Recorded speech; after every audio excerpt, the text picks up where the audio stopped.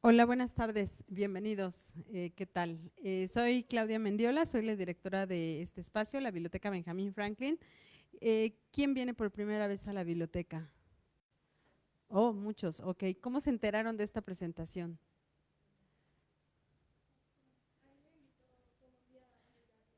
Ok, ajá, muy bien. Ujú.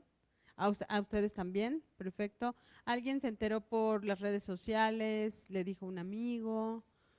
¿En su escuela? Bueno, a ella sí. ¿Ustedes cómo se enteran? Ah, en el boletín de la Biblioteca Benjamín Franklin. Ah, perfecto, ok. Bueno, pues muchísimas gracias también a la gente que se está conectando por Facebook. Lo estamos transmitiendo por Facebook, también por Facebook Live de la Biblioteca Benjamín Franklin. Este espacio pertenece al gobierno de Estados Unidos y es un espacio para los mexicanos, para que aprendan sobre Estados Unidos, para que practiquen el idioma, para que participen en conferencias. Además de Education USA, que está aquí en las mismas instalaciones de nosotros, también el Departamento de Estado ofrece diferentes programas con diferentes intereses si les interesa ir a Estados Unidos. Les invito a que sigan el sitio de la embajada también, aparte del de la biblioteca. Nosotros somos el espacio cultural y educativo y aquí presentamos todos los días, tenemos cine a las 5 de la tarde, tenemos conciertos una vez al mes, tenemos actividades de STEM para niñas, para niños, para adultos. Tenemos diferentes actividades como clubes de conversación sobre American Culture o algunos que también son temáticos. Tenemos una actividad que se llama Coffee with a Diplomat. Una vez al mes vienen a eso, a tomar café, a veces con galletas, a veces sin galletas, con un diplomático de la embajada. Sé que muchos de los que están aquí a lo mejor ya tienen un nivel de inglés un poco más avanzado, a lo mejor hay quien quiere practicarlo. Este es un lugar donde pueden hacerlo a través de actividades como estas que les mencioné o actividades un poco más lúdicas, más divertidas como la noche de juegos o como el karaoke. Siempre les insistimos, y sobre todo para la gente más adulta como yo, que a veces les sucede que les da pena hablar el idioma y quieren tomar clases aquí, quieren tomar clases allá. Llega un momento en que si no vencen el miedo, no van a avanzar. Y pues aquí la biblioteca es un lugar para poder practicar, pueden venir a los clubes de conversación y estas actividades que les dije, y es una forma de que comiencen también a practicar su idioma. Y pues muchísimas gracias. Gracias Magali, que es la persona que va a seguir después de mí. Ella es la representante de Education USA aquí en Ciudad de México y nos va a contar un poco de lo que hace Education USA. Muchísimas gracias. Va a haber una ronda de preguntas. Solamente les vamos a pedir que las hagan con el micrófono, porque aquí sí las escuchamos, pero la gente que está conectada por redes sociales no van a poder escucharlo. Pues muchísimas gracias y bienvenidos. Pásale, Magali. Gracias.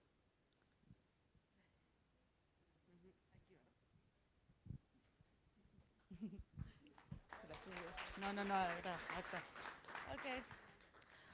Hola, buena tarde. Me presento. Soy Magali Hernández, asesora de Education USA en la Ciudad de México. Les voy a compartir un poquito de información. ¿Qué somos nosotros, Education USA, y cómo los podemos asesorar y guiar en todo su proceso para solicitar admisión a cualquier universidad en Estados Unidos, ya que representamos más de 4,000 instituciones acreditadas? El día de hoy nos reúne el evento Applying to Highly Selective Colleges, Navigating the Admission Process, en el cual tenemos grandes universidades el día de hoy con nosotros, Columbia University y Yale University, sus representantes Veronica Aguilar y Julian Tamayo. Bueno, en un momentito ellos van a continuar con nuestra presentación. Un momento, listo, creo que ya está.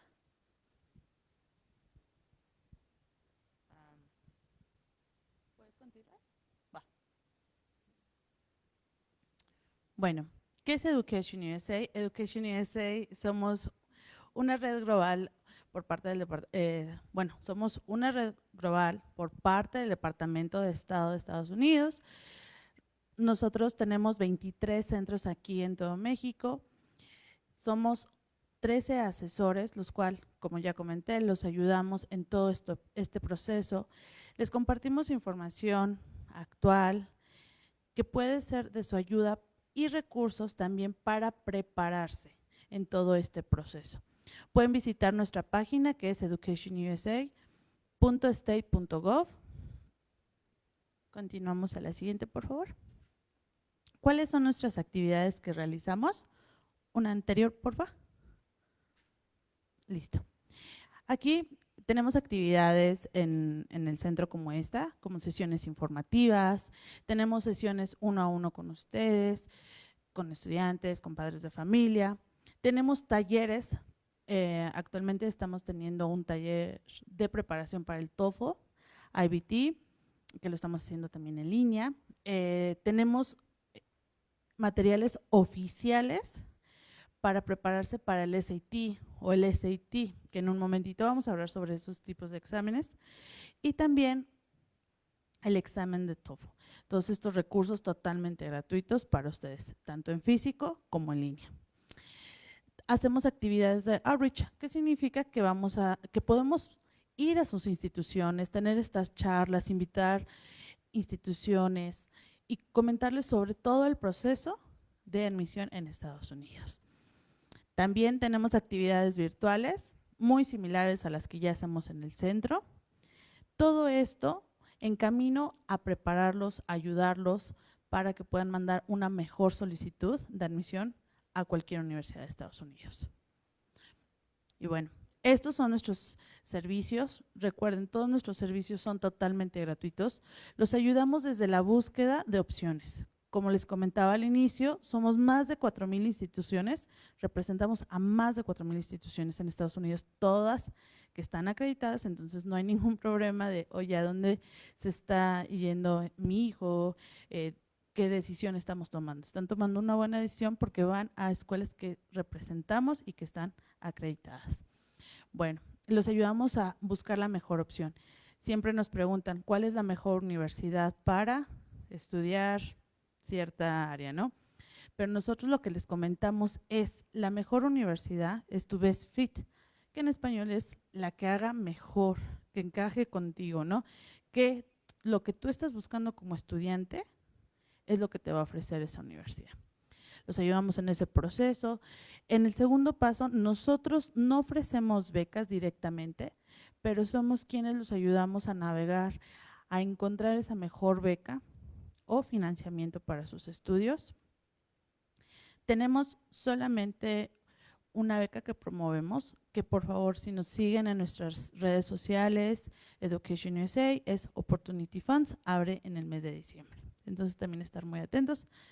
En el tercer paso, completar tu aplicación. Aquí es todo de cartas de recomendación, exámenes estandarizados, el examen de nivel de inglés, ensayos. En todo ese proceso nosotros los asesoramos.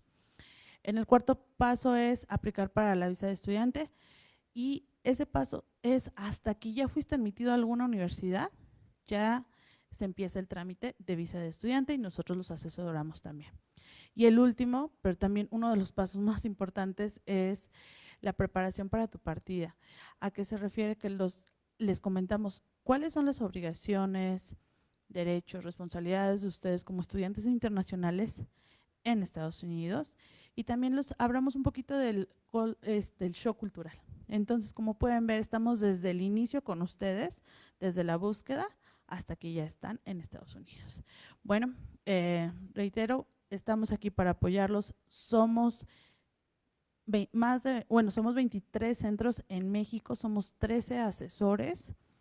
Los podemos acompañar durante todo este proceso y bueno, damos continuidad a nuestros representantes del día de hoy de Yale University y Columbia University.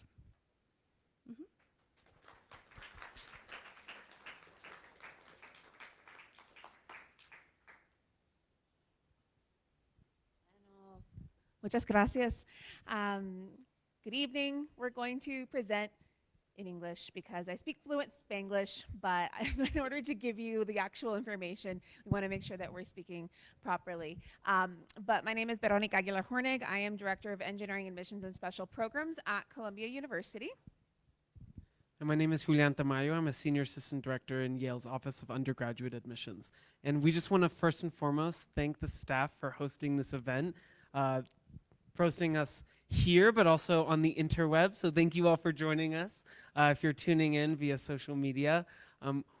Veronica and I travel together not only because we're friends, and not only because we happen to share the last name of Aguilar, but also because we're really passionate about learning about the different areas throughout Latin America from where we read applications. We also, as representatives of two institutions, we actually, while some might think of us as competitors, we share so many similarities between our two schools that it's actually really advantageous for us to present alongside one another.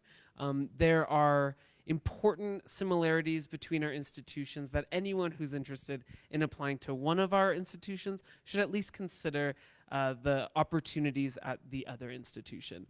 We want to use this time to give everyone here an overview of what it's like to apply to not only Yale and Columbia, but also schools like ours. We hope to provide you greater confidence in applying. We also want to touch on financial aid, and then we're going to go into brief discussions on our respective institutions. So get your questions ready, because we want you to be leaving this beautiful space, this beautiful library, with greater knowledge of our institutions and a greater knowledge of this very unique application process for admissions and financial aid. Thank you. Yeah, so we're going to start off talking a lot about what highly selective American institutions are looking for in our admissions process. And we really want to highlight this because we understand that the way that we admit students to Columbia, to Yale, and to a number of other institutions that are basically having to say no to more students who apply than not, we're evaluating applications in what we call a holistic manner, and that's very different from how universities in other parts of the world admit students. So we fully understand that. I know for many universities here in Mexico, in Europe, and other parts of the world, it's largely based solely on your grades, right? And solely on maybe a test score that you got. You get a certain score, you're admitted, you're done. It's quite different at our institutions. Why is that? The reality is that we offer very unique communities that are residential in nature. Our students remain living on our campus for 4 years, and we are pretty small size by design. We believe that lends to a really strong educational experience for our students. It means that we're limited in size, though, for the number of students that we can admit. We have a finite number of beds in the residence halls. We have a finite number of classroom seats. If we over-enroll, nobody's happy, right? Because they're scrambling to find a place to live. They're scrambling to find a classroom, a seat when they come to the class. You don't want to be standing in the back, right? You don't want to be trying to find space. So we're small by nature. What it means, though, also is we have more students applying to our institutions who are academically qualified than we can admit. We have the privilege of being able to craft what we call crafting a class, creating a community of different voices. And we're looking at different things in the application, trying to understand you as a person, evaluating your application holistically and understanding why you want to join our community for the next 4 years. So there's a few things that we look at. The one I will actually highlight first, though, is evidence of academic preparation, because despite everything I just said, we're admitting you to be a student, right? You're coming to our schools to take classes, to earn a degree. We want to make sure that you're academically prepared for the curriculum that we have available. So that means looking at your transcripts from your high school and understanding the context of the high school that you attend. And I know here in Mexico, there's many different types of high schools, right? There are Mexican state schools, there are private institutions, there are American style, British style, French style, German style. I know there's a Swiss school in Mexico City, right? There's all these different curriculums. Some students say, should I do the IB? Should I do the multicultural diploma? Should I do APs? We're looking at you in the context of your high school. And we're not going to compare you to someone who goes to high school across town, who goes to high school in Georgia, who goes to high school in Japan, right? We're looking at you only in the context of that high school and what's available to you. How have you challenged yourself with the academics available to you, and how have you done? Hopefully you're doing very well, because the reality is also our classes are quite rigorous, and we want to make sure that we're setting you up for success when you get to our schools. So academic preparation, first thing. Once that's there, we're looking at a few other things. The first thing on here is potential to contribute to the campus community. Like I mentioned, and we're going to talk a lot about our campus communities that are fully residential, that require students, not require, but we expect that students will do more than just go from their dorm room to class, to the library and back. And you're going to do those things, but we hope in addition to that, you're getting involved in extracurricular activities. Maybe you're doing research, maybe you have a job, maybe you're doing community service in our neighborhood. We have very vibrant campus communities. We want to find those students who are going to take advantage of that and contribute to those campus communities as well. So we're looking at that in the application for how are you involved in your community right now. We'll talk a little bit more about that in a moment. And then finally, we're looking for diversity in backgrounds, interests, and experiences. And this is a broad term of diversity. We're looking for people from all over the world, from all different points of view, lived experiences. Are you the first in your family to go to university in the United States? Are you the fourth generation in your family to go to university in the United States? Do you want to study engineering? Do you want to study art history?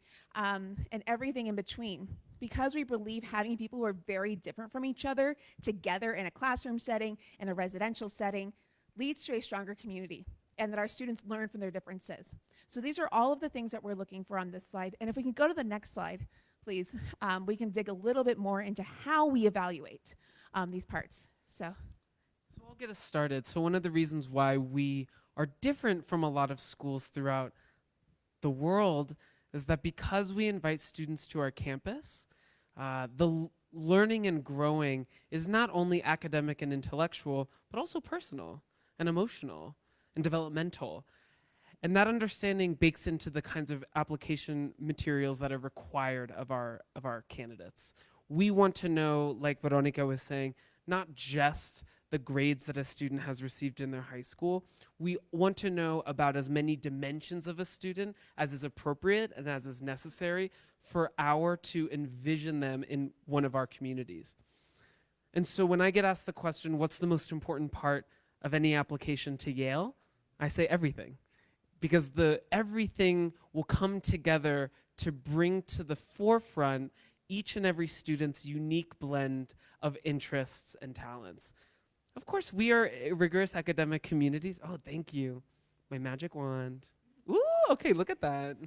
And so we have to make sure that students can do the work in our institutions. Like Veronica was saying, it deserves repeating. We want them to succeed. These are rigorous places, and we have ample services of support, but we want to set students up for success. So a transcript is going to be very key. Beyond that, we want to know about the person behind each application. And so we require essays, letters of recommendation. We want to know what students are doing outside of the classroom. Whatever is meaningful to a student is worth noting in the application. We want to understand the student's context, like Veronica was saying as well. And so an extracurricular commitment could absolutely mean battling the traffic in Mexico City. So we're not interested in comparing apples to oranges to lychee to maracuya. We want to understand you in your own terms. So if it takes you 2 hours to get to school, we're not going to expect you to have a super extensive, robust list of extracurricular commitments. We were at a school today that the students were saying that they get out of class around 5:30 p.m. or 6 p.m. We're not going to expect them to have the same kinds of opportunities in their extracurricular commitments as we do students at high schools that get out at 2 p.m. The best students in our process are those who think really critically about how these materials come together to represent themselves in the most authentic way possible. One of the biggest misconceptions about applying to schools like Columbia and Yale is that students need to be perfect. They need to present the most impressive credentials possible in order to stand out. And one of the reasons why that's a misconception is because we are admissions officers and a part of admissions teams made up of caring, thoughtful people, or so we like to think, even though we have to say no to quite a few students. We are genuinely interested in getting to know each and every applicant. And what will shine in an application for one student may be the person who emerges in the essays and the letters of recommendation. As an admissions officer, I might say, that's where we should start our discussion on this student. For the very next student I'm presenting to the admissions committee, I might say, hey, let's look at the transcript, because the academic rigor here is top-notch, and the list of extracurricular commitments also suggests that this student is really maximizing their opportunities. They're having a significant impact not only in and out of the classroom. And so when thinking about how to assemble all of these application materials, I invite all of our prospective students to do a lot of introspection. The most important part of this process is to reflect really deeply about what you care about, what your past experiences have been, what your personal values are right now, and what your aspirations you have moving forward, and how these colleges and universities can help bring about those goals of yours. And if I can touch on one thing before we go to the next slide, there's different components of the application, and frankly, I should have changed this and put standardized testing over to other components. Both of our schools are optional for students to submit SAT or ACT scores. And I want to just highlight that. We'll talk about it a little more later on, but when we say optional, we really, truly mean optional. If you want to submit the scores, if you feel that submitting the scores is, something you're super proud of and you feel is going to enhance your application, by all means, you are welcome to. But if you maybe didn't have the opportunity to take SAT or ACT scores, or maybe you have them and you're like, this doesn't really feel as much a reflection of me as the 4 years of my high school transcript and the rest of my application does, don't submit them. We absolutely are not expecting to see them. And I feel like there are a lot of self-defined experts on the internet saying that, well, they say optional, but they don't really mean it. And hopefully you trust our sourcing in that we are the folks setting the policy and reviewing the applications, that when we say we're optional, we really, truly mean it. I have, the last 3 years, not read an application where I thought, wow, I wish testing was here. We're able to assess and find those students who are good fits and academically prepared for our institutions and other parts of the application. If students have testing, I think, okay, cool, great, but I'm not missing it either, right? And we did studies on the students who enrolled at our institute at Columbia under the test optional policy and found that they were performing academically just as well, if not better, than the students we admitted under test required policy. So that's why we've made that policy change. My rapid fire description of some of these materials, when we're looking at the transcript, we're wondering, how has a student made the most of their academic resources? We want to make sure that the students have already engaged and sought out the most rigorous academic experience possible so that they can handle the work on our institutions. And so when reviewing the transcripts, we'll also review a tool that's super helpful to us, known as the high school profile. This answers questions like, what kind of curriculum exists on this campus? Does this offer advanced placement classes, known as AP? Does this offer the International Baccalaureate, known as the IB? Is there a system different completely? We want to know what are the challenging classes in that school and how that student has fared in those classes. When it comes to the personal statement, the essays should be 3 things. They should be thoughtful, they should be reflective, and they should convey the student's voice. This is where a lot of students might seek external guidance of what they should write about, because students really want to stand out in our application process. But we want to know the perspective of teenagers, 16, 17, and 18-year-olds. You don't need to write as if you're somebody else, because what that tends to generate in terms of essays are really generic responses. I will also name that there are a lot of conversations right now within our world about ChatGPT. Are students going to be using ChatGPT? Obviously, we suggest that you shouldn't, but one of the reasons why you shouldn't is we've played around by actually putting into ChatGPT some of our questions that we've asked, and it will generate kind of boring responses. You don't want to be boring, you want to be yourself. And so use this as an opportunity, like I was saying, to reflect really deeply, because this is an exercise that will set you up for success once you arrive on our campus or another one in the US. Recommendation letters, I just want, different schools have different requirements, maybe in terms of subject. So some schools require that at least one of the recommendation letters need to be written by a math instructor.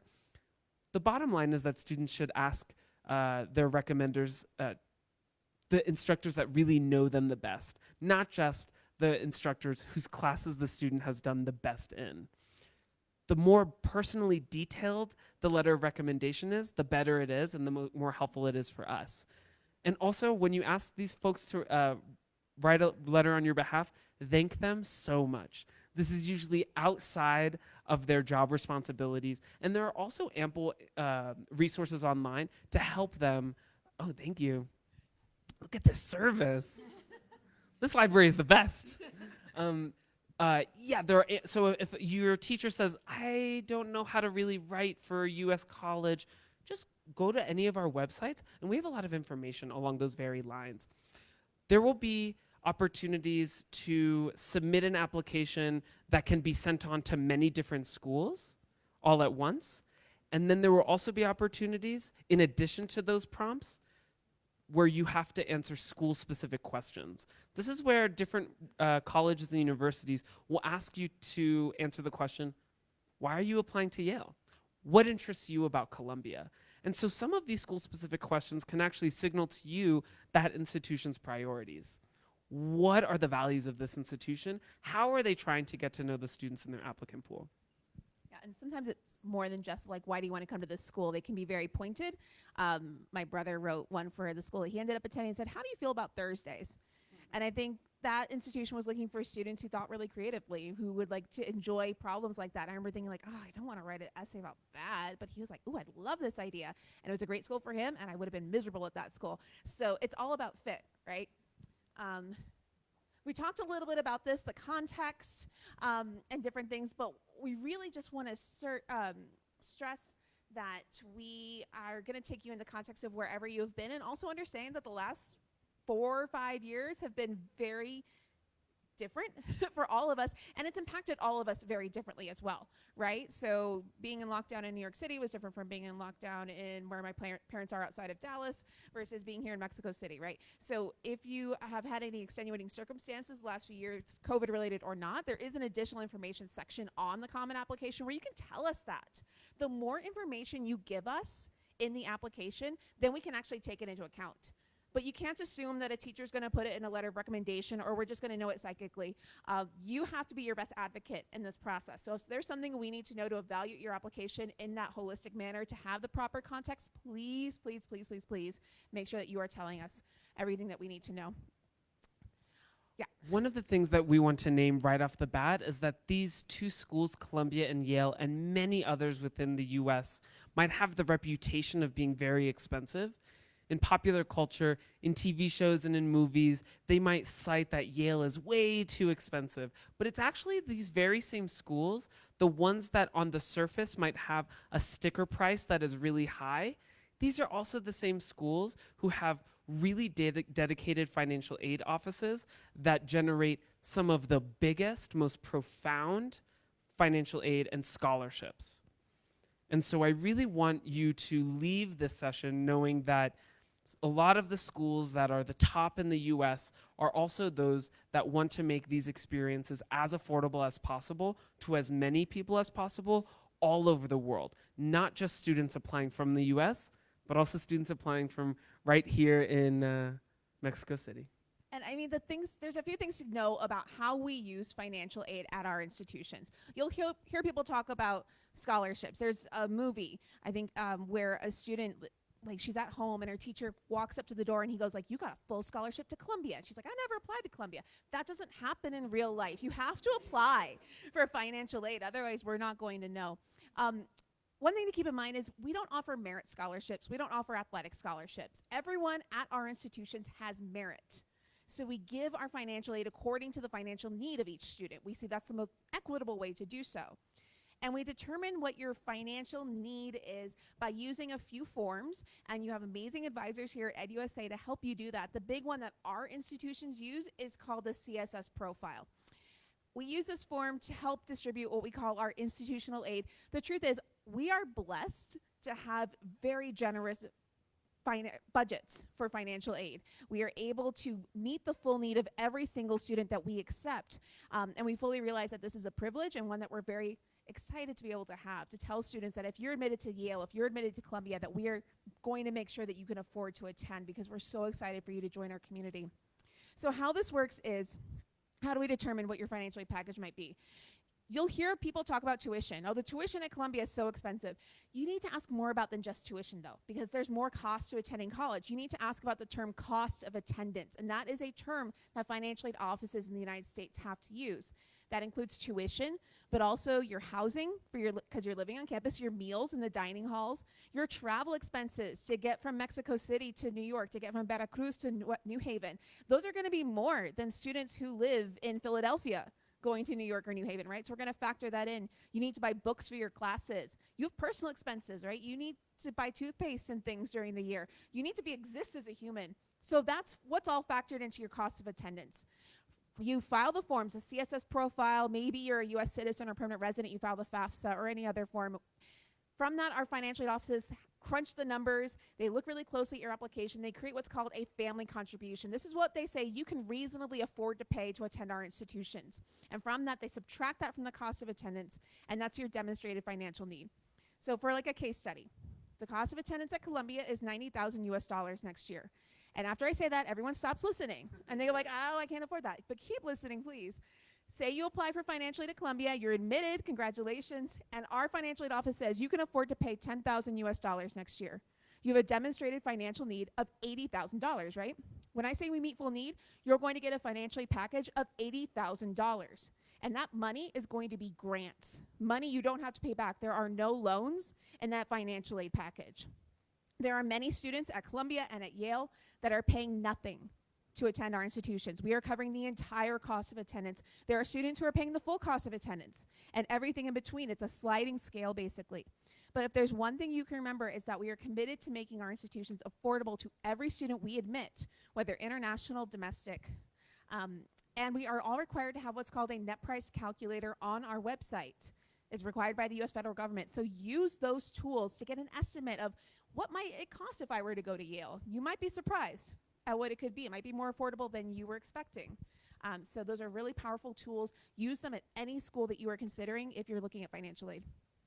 The only thing I'll add is that there's again this impression that our institutions are filled with people who are tan riquísimos, right? Like the richest people imaginable. The majority of our students are on financial aid. And the average package at our schools is in the neighborhood of $70,000 US a year. That's the middle, the average. That's the average. And so we want to leverage all of the immense resources that our institutions have and make sure that this is as affordable as possible. And this is actually largely driven by university leadership, whose vision it is to have a community that is as diverse as possible, especially along the lines of socioeconomic diversity. And it also speaks to the power of our alumni network. Many alumni have a continued investment in the growth of their alma mater's community, and they do so by donating whatever they can, especially to financial aid. That's one of the most common gifts that alumni make to our institutions, so that students like them have a chance at attending without worrying about the cost. We want to touch again on standardized testing because it seems to be what so many folks hyper-focus on. Like what Veronica was saying, we are test optional, and that means, I know, we live in the 21st century, y'all. Test optional means that if you have taken the SAT or the ACT, and you feel really confident in your scores, you are free to self-report those scores to us. Share them with us, and it will go into our overall calculations and evaluation of your application. Let's say you have not taken the ACT or SAT. It's okay, you can still apply, and we will fully consider your application with no disadvantage. Say you're a third type of person. You have taken the ACT, you have taken the SAT, and you've looked on our websites, and you've seen the class profile of the common scores within our admitted students class, and you say to yourself, I don't stack up really nicely. That's okay. That is not going, and that should never be the one variable that prevents you from applying to our schools if you really think that you are a good fit for either Columbia or Yale. Especially because those middle 50% are skewed by the students who submitted testing. That doesn't include the students we admitted who did not submit testing, right? This second column is kind of dated because the SAT subject tests aren't necessarily as popular as they once were. There are some schools that still do require the SAT 2s or the SAT subject tests. Columbia, it's not required. And if you have taken the SAT 2s at Yale, we will actually suppress that information. We turn a blind eye. I don't want to know. I don't want to know. I don't want to know. This last form of testing has to do with English proficiency. If you are a non-native English speaker and you don't attend an institution where all of the classes are in English, then you should submit testing that will affirm your English proficiency. And each of our schools will accept a number of different types of English proficiency exams. This isn't, again, to be this one barrier to weed and filter out candidates, but the primary language of instruction at our institutions is English. And so we wouldn't want a super smart student who's an amazing economist but can't really listen or understand English to come on our campus and feel overwhelmed needlessly. We don't want to add that undue burden to our candidates. And so we do need to understand this information. And I just want to add for Columbia, Duolingo is, I need to update this to the Duolingo English exam. It's not just hanging out on the app. There is an exam you can use. So we have, this is more kind of lingo, but just general information of how to apply to our institutions. So the logistics is that we both accept either the common application or the coalition application. By our agreements with each vendor, we are not allowed to have a preference. And truly from our end, we see the same, more or less the same information to evaluate an application. But perhaps there's one application you prefer over another. Maybe your counselor at school has a strong preference. Talk with them about that. But really, they're truly equal in our eyes. And then there's 2 deadlines that you can look at for each institution. And I'll talk a little bit about what Columbia's plans are. So you'll see that we have one called early decision. Oh, it's highlighted, and regular decision. What is the difference between those two? Well, as you can see, early decision's deadline is earlier, November 1st. Regular decision is due January 1. Early decision is a term used by American institutions to indicate that you are making a binding agreement by applying to one school early. You're saying, this is my first choice school. And in order to let you know how serious I am about attending, I am telling you right now that if you admit me early, I will, and you accept me, I will come to Columbia, I will withdraw my applications from all other colleges, and if you're admitted, you will get a financial aid package if you've applied for financial aid, because you do need that information. But you're saying, I'm gonna withdraw my applications from all other colleges. I'm done. It's over. If you apply early decision November 1, you hear back by early December, you could be done.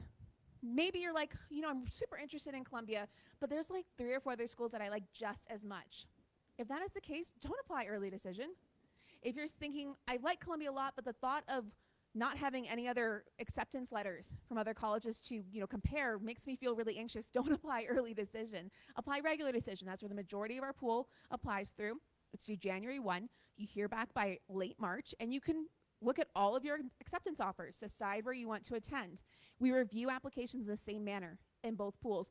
Financial aid is distributed in the exact same manner in early or regular decision. So the benefit really is for you. If you're ready to submit that application on November 1, if you have a clear first choice, and if you want to make that commitment to Columbia, then early decision could be a good fit for you. We give students these different application options, which get to the same kinds of information, though through really specific questions and slightly different questions. We want to give students these options so that they feel proud of their application. The coalition really represents me the best. That's going to be your best option then. Or maybe it's the common application. We also have these 2 different timelines so that students can apply when they think their application will be its best. I apologize in advance. Single choice early action. There's just a lot of words that don't immediately make a lot of sense. Single choice means that students are only applying to one U.S. private institution early, the true University of Yale, and no other simultaneously. So don't even think about applying to Harvard at the same time as Yale, okay? So you have to make the one decision to apply. If you're applying to Yale, you're only applying to one U.S. private institution. You may still apply to UC Berkeley, University of California, Berkeley. You may still apply to University of Texas at Austin. We didn't even plan that. I'm the one from Texas. Oh my God, yeah, that's true. Now, early action is another difference between these 2 plans. Early action means that students are applying by, yes, that early time of November 1st. If a student is admitted by the middle of December when we release decisions, they still have until May 1st of the next year to decide if they would like to attend. So this is what's called a non-binding early option.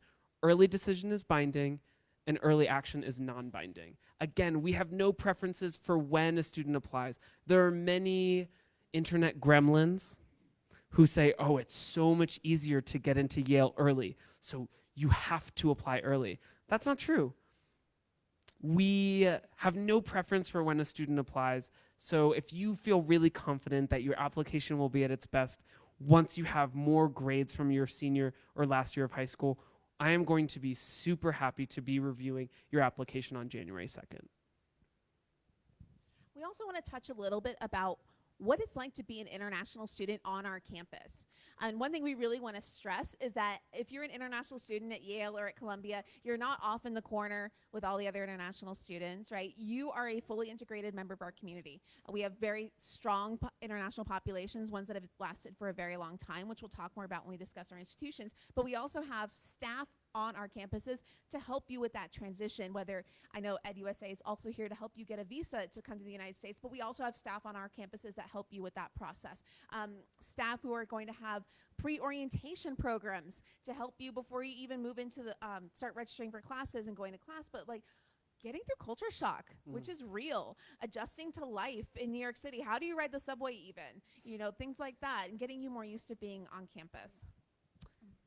These offices are really here to set the tone that students are extremely welcome, especially if they're coming from places as far-flung as Timbuktu and as close as a border city in Mexico, just hopping over the border into the US, and we'll be welcoming you to our campuses. And what that means is that they have cultivated a community that is especially welcoming. There are other international students who are really eager to meet the newest batches of their peers, and these orientation programs, these pre-orientation programs, will be oriented toward the international students who are coming from really far away, and they'll be meeting other older international students who will give them the ins and outs of what it's like to go to that institution. And that's nice because then there's automatic friend groups. Before classes even start, you know a little bit more about Columbia and Yale, and you have some friends. Maybe they're even from the same city as you, or maybe they're from a different city, and you all debate which is the best pozole in Mexico, okay? But it's that camaraderie that's built even before classes start. There are also community-specific events for international students because it might feel kind of isolating or lonely at times, going so far away from school, or even going to a school that's really different than the institutions that your parents may have gone to if they even went to college. At Yale, we have an organization in a building called La Casa Cultural, which is the Latinx cultural center on campus. And every week there's a program called Cena a las Seis. And a senior will talk about their experiences at Yale, and then they will host an event with a food from their background, from their maybe it's even a family recipe, and it's a really nice way for people to come together. And so it might be the case that if you attend a U.S. institution, homesickness might come. Call your parents, get on FaceTime. Maybe that'll help with homesickness, but also you can lean on your friends who might be experiencing similar things. I will say that when we were putting our heads together for this slideshow, we were like, we need to put this slide, yes, for the students, but more for la familia, more for the loved ones who are supporting applicants. Because this is a really big investment. You might be sending your student really far away from home, and this country alone has fabulous colleges and universities. We're familiar with some of them. We've even been on the campuses of some of your fabulous top-tier institutions within Mexico. And so is it worth it to go all the way to New York City to go to college? Is it worth it to go all the way to Connecticut to spend 4 years? And it can be a really good investment. And it can also be a really different model of education that US colleges are uniquely offering. The first that comes to mind for us is the kind of degree that we offer. US institutions like ours don't have students applying to one specific career. I've been hearing that a lot from students. Can I apply to the engineering career? And that's a really good opportunity. It's not a bad question, it's a really good question. But it sparks a conversation about the kind of education that exists on our campus. We offer both a Bachelor's of Arts and a Bachelor's of Science at our schools, but one's major or career at Columbia or Yale will only tell you a part of how a student has spent their time on our campuses. Students at our institutions are enmeshed in something that we call a liberal arts curriculum. And what that tends to come to mind is just the arts and humanities. But you can be a fabulous biomedical engineer who's learning within a liberal arts curriculum. And what that means is that you're not just taking technical classes. You aren't just taking classes that will prepare you for one profession. And that's important because US institutions are preparing students to join a workforce and move across different jobs. We give our students an education so that they can be adaptable in the workforce because the younger generations are moving through their professional trajectories really different than generations in the past. In order for them to do so and to prepare to do so, we have ample internships and even career advisors who work specifically with international students. And so you might be an undergraduate student in New York or Connecticut, but there will be professionals on our campuses who will put you in contact with internships and fellowships right here in Mexico. And then also, as Julian was mentioning, we do have the offices on campus to support international students while they are enrolled at our schools. And that can come through administrators who are specialists in working with international students. It could even be peer mentoring. So we have something called the mentoring trees at Columbia. And one of them is solely around international students where, you know, first years are paired with like a third or fourth year international student who has been through this process, who knows what it is to be homesick, who knows what it is to look for internships in the United States and how to find those visas that make sense for them. And then also, in addition to those staff, we have more kind of technical staff that help students with their visas, with finding professional opportunities, and to find employers or graduate schools that will sponsor you if you want to stay in the United States after you graduate. There's also many of our international students say, after I graduate, I want to go home to Mexico, or I would like, to move to Turkey, or I'd like to move to Japan, or do something completely different. We can absolutely support students with that process as well. Our alumni networks are so big and people care so much about Yale and Columbia that when our undergraduates are exploring different career options and they identify an alumnus at a company of interest, a really important Fortune 500 company, and all they do is send a message through LinkedIn or an email, that person, that Yale graduate is going to say, I can't wait to get on the phone with you. Of course I will spend 15 minutes with you. In fact, we have an internship in my office that I really think that you should apply, and I will help you through that process. If you need to be convinced otherwise, parents in the room and on the interwebs, if you look at our websites for career strategies or outcomes, the top employers of many of our recent graduates are some of these most impressive, highest paying organizations in the world. The most common graduate schools to which our graduates are being admitted are the Columbias, Harvards, Yales. And so students are not only provided opportunities to get a top-notch education at the undergraduate level, those 4 years also prepare them uniquely to take the next step within their professional or academic careers and gain opportunities at top-notch institutions afterwards. So that is our sort of shared part of the presentation. We are going to shift over now to speak about our own institutions. So I will kick us off and talk about Columbia. I'm going to stand over here so I can look at the slide, or not. Okay, but I will get us going. So I like to start with this slide for a couple of reasons. Number one, how do I do that thingy? The green button. Oh, look at that. Our full name is Columbia University in the city of New York, and that name is intentional. We were founded in 1754. We are the 5th oldest institution of higher education in the United States. New York, the European colonizers arrived in the late 1600s, so Columbia is almost as old as the city itself. And we've definitely grown with New York, and we very much identify with our location, and so that's why it's right there in the name. But I like to also have this beautiful picture here because you hear New York City and people think, oh, it's just a collection of buildings. We have an amazing 36-acre campus in the middle of Manhattan. I know 36 acres to Texans, to many Mexicans, you're like, that's not much space at all. But for New Yorkers, we're like, how did you get that much room?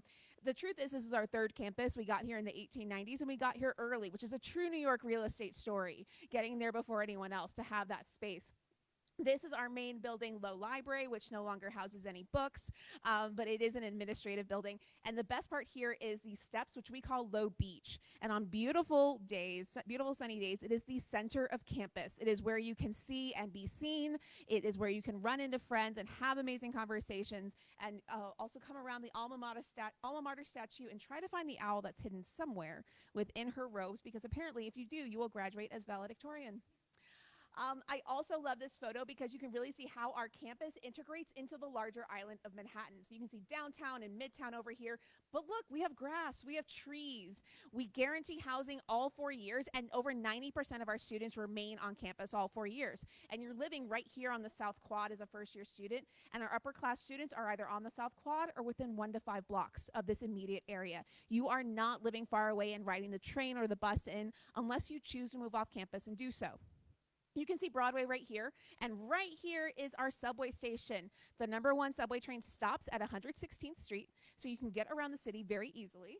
But a few things also to know about Columbia. We have 67 undergraduate students in 2 undergraduate divisions, Columbia College and Columbia Engineering. If you have that little packet on the back, you will see a list of all of our programs of study. Columbia College is our larger division, which houses our liberal arts majors. So foreign languages, fine arts, the humanities, social sciences, the natural sciences, that's all within Columbia College. We also have 1,500 students at Columbia Engineering, which offers 16 majors in 9 departments of engineering and applied science. One thing to really note about those 6,700 undergraduate students, we are very proud of how diverse our student body is in every sense of the word. We are located in a major global city that brings people from all over the world, and we want our student body to reflect that. 13% of our students at Columbia are foreign citizens, but if you include American citizens who grew up abroad, that number is closer to 18%. So nearly 1 in 5 undergraduate students at Columbia are coming from outside the United States to study at Columbia. 17% are the first in their families to go to college. Over 60% self-identify as students of color, and these are just what I have stats for, right? I don't have stats on variety of academic interests, variety of lived experiences, and things of that nature. But you are living in a condensed environment with over 100 programs of study in this really amazing place that I like to call home. And here's a map of that. So reality is that this is north. The island of Manhattan's been turned.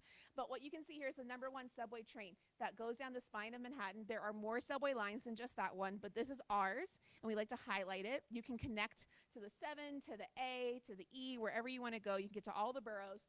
We're right here in Morningside Heights. That's our little crown. You can take the train down about 15 minutes to 66th Street to Lincoln Center. You can go to the opera, go to the orchestra, go down another 10 minutes. You're at 42nd Street. You're going to a Broadway show. Maybe you're going to an internship at one of the offices here.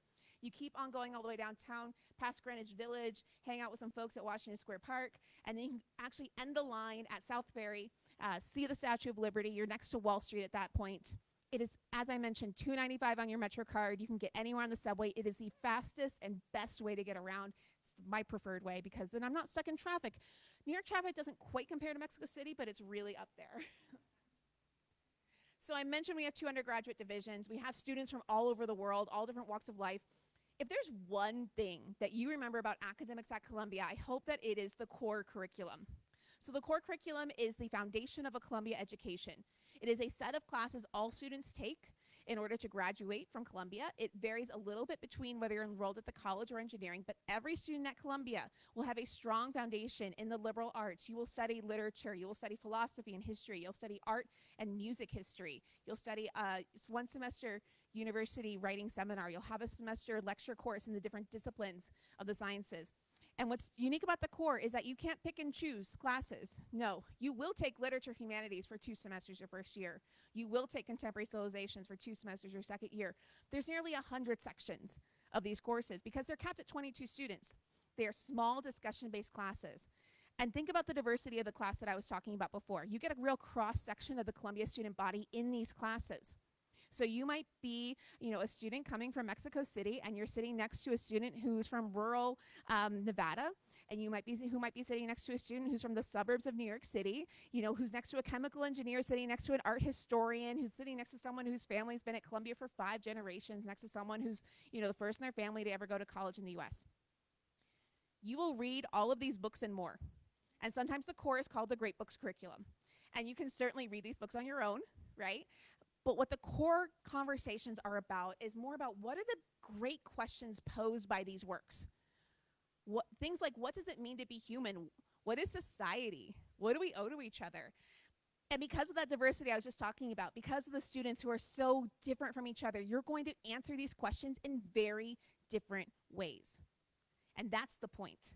We want you to have these in-depth discussions. We want you to learn from each other's differences as you are gaining those critical thinking skills, those writing skills, those problem-solving skills. This is the foundation. It is the shared experience. It is one of the primary ways that we build community at Columbia, because you're in this tiny class for 2 semesters, right? And you get to know these people really well in your class. But what's also great is the Corps has been around for over 100 years. So your upper class friends have all read the same books. You might meet an alum of Columbia. Maybe you meet Barack Obama.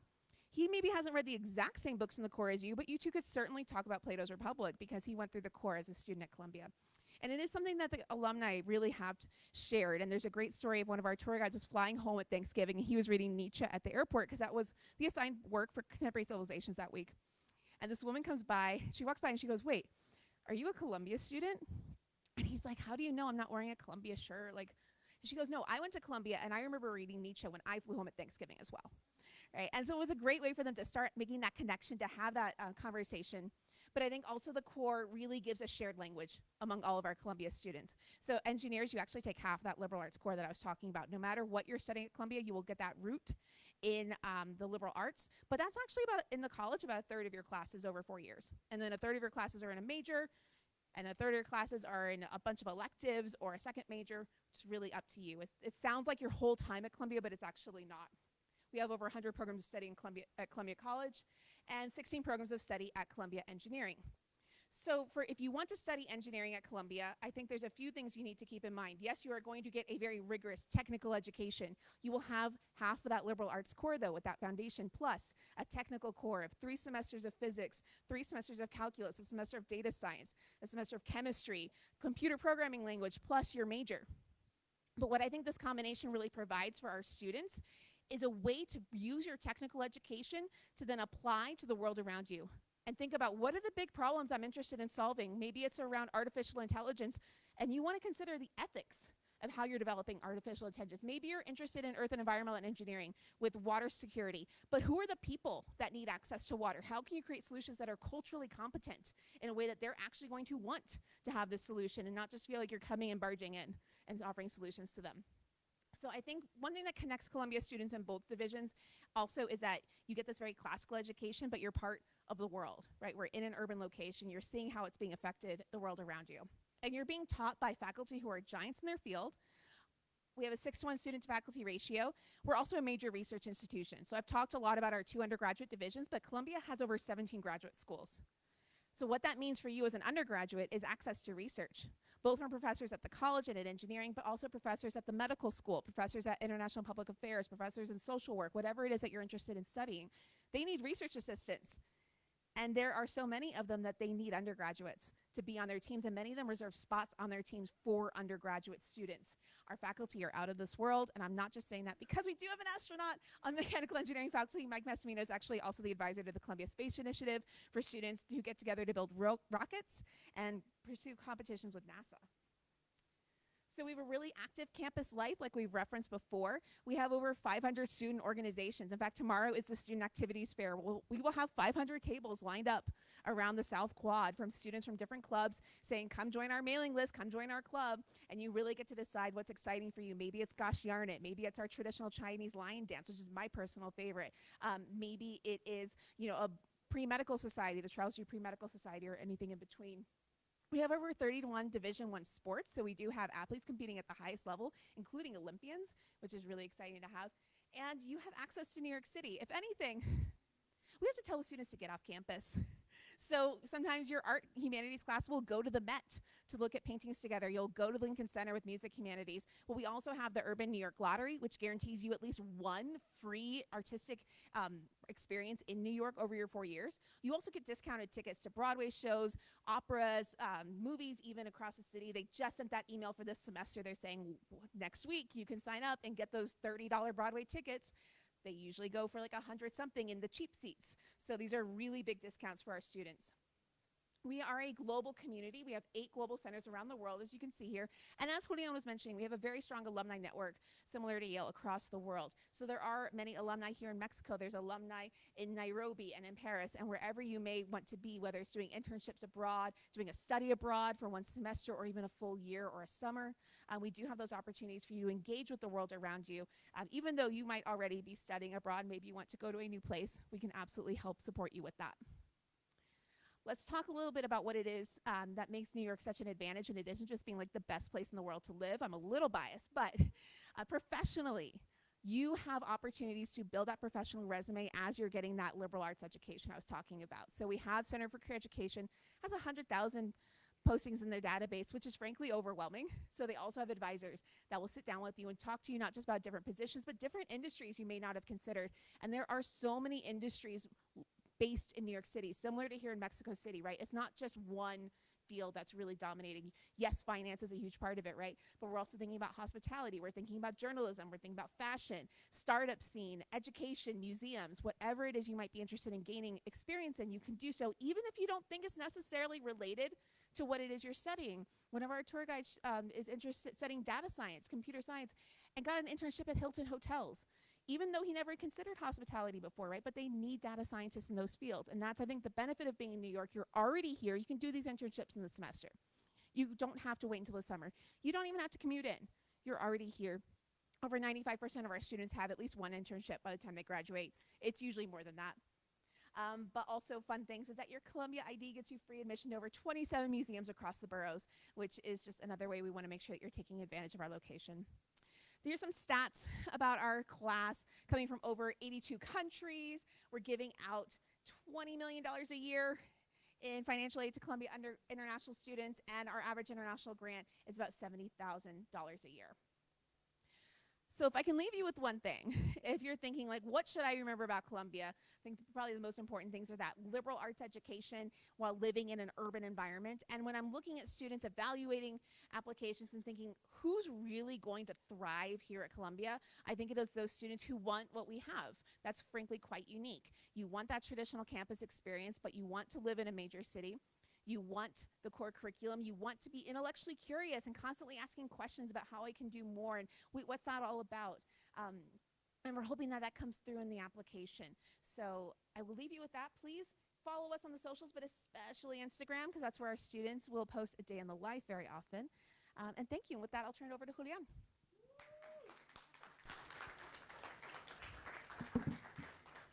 Wish me luck. That was a great presentation. I want to give you some insight into Yale. Of course, it's impossible to talk about all things related to Yale in the time that we have together. And so my colleagues have put together this interesting little statement, Yale is and you might be thinking, this is bad poetry. Like, what is this guy even talking about? But this ampersand is really thought to be this device to help you understand the spirit of Yale. So many conversations about US colleges and universities are informed by ors.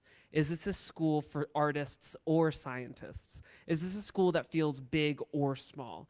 And when we think about what makes Yale really unique in its values, resources, people, and opportunities, it's this idea that Yale blends so many things that are seemingly oppositional or diametric in the college experience. First and foremost, our location. We are located in New Haven, Connecticut, which is not too far from New York City. It's just a short 2-hour train ride away. And on the Amtrak for even less time, but more money. New Haven is a really interesting place. I didn't know a thing about New Haven before I lived there. And a former president of Yale always used to say that Yale and its city of New Haven, it's large enough to be interesting, but small enough to be friendly. We have about 130,000 people who call New Haven home. And it feels like a city because it was the first planned city in the US. So it has history that goes really, really deep, predating the United States of America. We have so many different industries, like many biotech companies, other organizations, nonprofits that make the life of Yale seem really interesting professionally. We have the second largest collection of free public art in the country. And I know that might be important to many people who are here in Mexico City. We are driving around town and there is beautiful public art. I am kind of marveling at the sculptures in your parks, and that may feel pretty similar if you ever were to come to New Haven, because there's just so much to see and so much to enjoy, not only in our art, but also our cuisines. We have hundreds of different kinds of cuisines and restaurants in our town. We're a sanctuary city, and so refugees and immigrants know to come to New Haven because they will be welcomed and supported not only by their neighbors, but also by the local government to help them get jobs and feel acclimated to our shared community.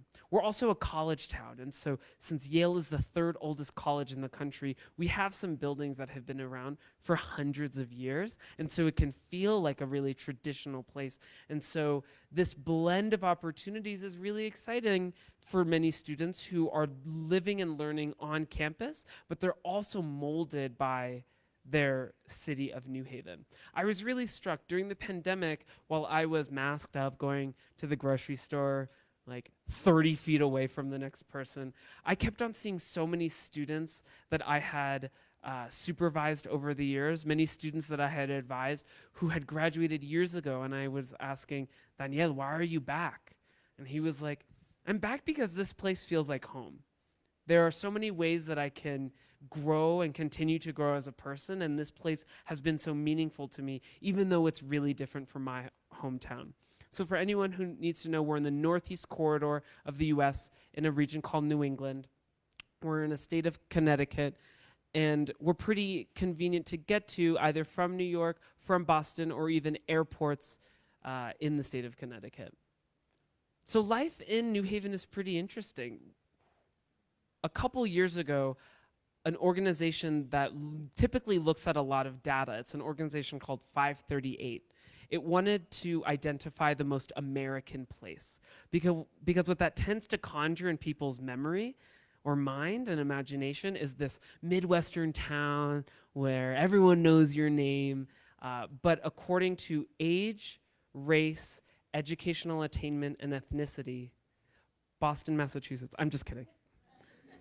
New Haven, Connecticut was the city and municipality identified as being most demographically similar to the rest of the United States. And so if you're thinking of wanting an American experience at an old American college, this setting of New Haven, Connecticut can really deliver along those lines. So we're in an and place, and Yale is an and institution. We have over 14,000 students who attend Yale, half of whom are at the graduate school level. So they might be enrolled in the Yale School of Law, the School of Medicine, nursing, art, drama, public health, to name a few. And because we have these graduate and professional schools, we have some of the world's leading thinkers, the first and foremost scholars in a number of different disciplines. But these people who can have several options of where they teach are often attracted to the academic culture at Yale because, yes, they are going to generate really profound and impactful scholarship, but they're doing so in a community where they will get to know their undergraduates really, really well. Several years ago, we had a member of our economics department win the Nobel Prize, and it was at his news conference, which was not even as fancy as this. Hello, there was no stage. He was answering questions from the media and from the public about his research, and he actually said, I must politely end this conversation right now because I have to go teach my introductory to microeconomics class. We have a Nobel laureate, a Nobel Prize winner, living among students in the residential college system, which I'll talk to soon. And he advises a small cohort of students, and he's living within a community where students are getting breakfast with James Rothman, who's also an alumnus of the college, on a regular basis. And so students have access to faculty members and research opportunities in ways that are really similar to a small liberal arts college. Liberal arts refers to that curriculum that Veronica and I have been talking about. It's not exclusively dedicated to professional development, although that happens because we are both universities with ample co-curricular programs. These liberal arts programs will basically invite students to cultivate critical thinking skills, the means through which people mount arguments based on fact and truth, which is kind of rare nowadays. But you can decide to study whatever you want. Maybe you want to study English, but you know that you really want to start your business one day. Well, the English majors are then going to be using all of the resources at the Yale Entrepreneurial Institute. Maybe you're a music major, but you know you want to be an engineer, then you're going to be spending a lot of your time at the Center for Engineering, Innovation, and Design. We have these grand resources, a wide variety of options for students to explore, over 2,000 courses each year, but those courses are still going to be small. 1% of Yale courses are more than 100 people. And so the professors really get to know their students. And they're hosting their discussion sections outside of class and their lab sections, maybe at the professor's favorite sushi restaurant. I know a biology professor who goes over practice tests and preparing students for the upcoming exam while jogging up East Rock Park.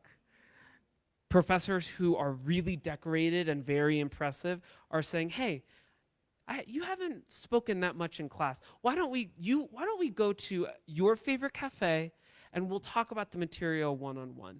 We have things called office hours on campus where it's an open door policy. Professors will just be available outside of class time so that students can just get to know their professors more personally or ask questions that need clarifying about the course material.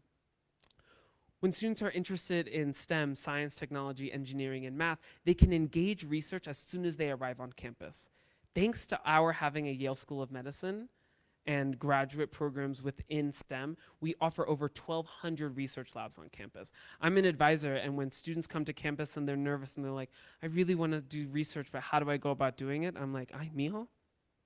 Just email the professor. That's all you need to do. And within weeks, they can actually start doing this research alongside pretty impressive grad students and principal investigators of these places.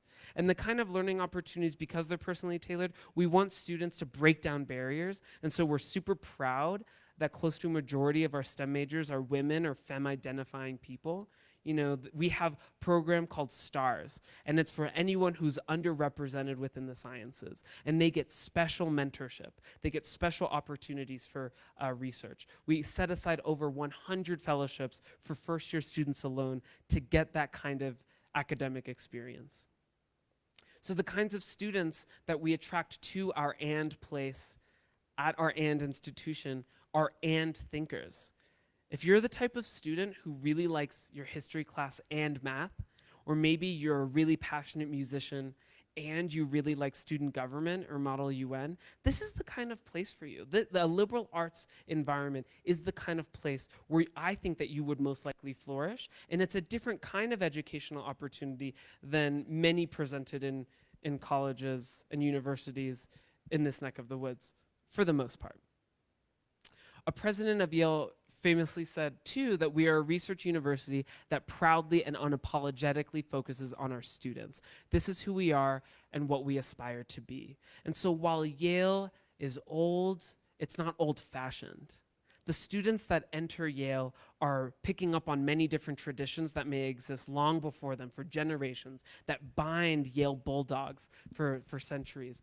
But they are also developing a sense of autonomy, a sense of agency to ask the institution to grow.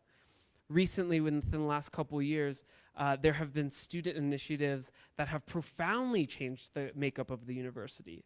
There are renaming of the college.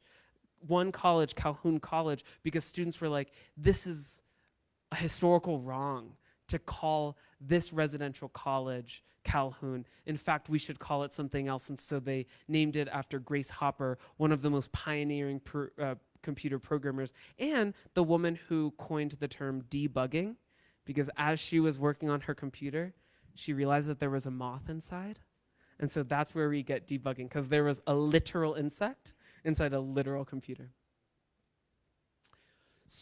We have, in terms of like the living situation, because we're a residential environment, the learning far transcends the threshold of the classroom. Yes, students are really hitting the books, and and discussing really interesting topics inside the lecture halls, but they're also developing in really profound ways within their residential communities as well. We have about 6,300 undergraduates who are organized into 14 residential colleges. And these 14 residential colleges each come with a cool courtyard, a library, a dining hall, a gym. Some come with movie theaters and art studios and music recording studios.